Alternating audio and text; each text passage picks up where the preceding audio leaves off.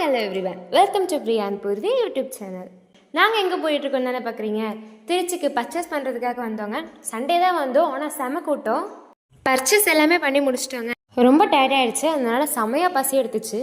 எதுனா சாப்பாடு கடை கிடைக்குமோ அப்படின்னு பார்த்துட்டே போயிட்டு இருந்தோம். சைடில் பார்த்தா அம்மா மெஸ் இருந்துச்சு.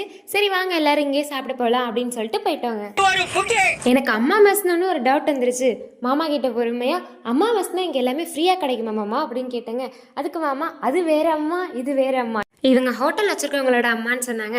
ஃப்ரீலாம் இல்லை, காசு கொடுக்கணும்னு சொன்னாங்க.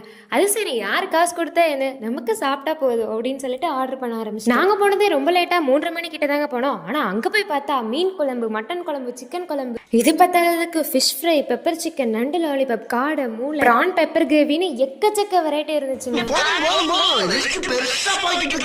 சும்மா சொல்லக்கூடாது, எல்லாமே செம்ம டேஸ்டா இருந்துச்சுங்க. அப்புறம் என்னங்க, வயிறு ஃபுல்லாக சாப்பிட்டு அங்கே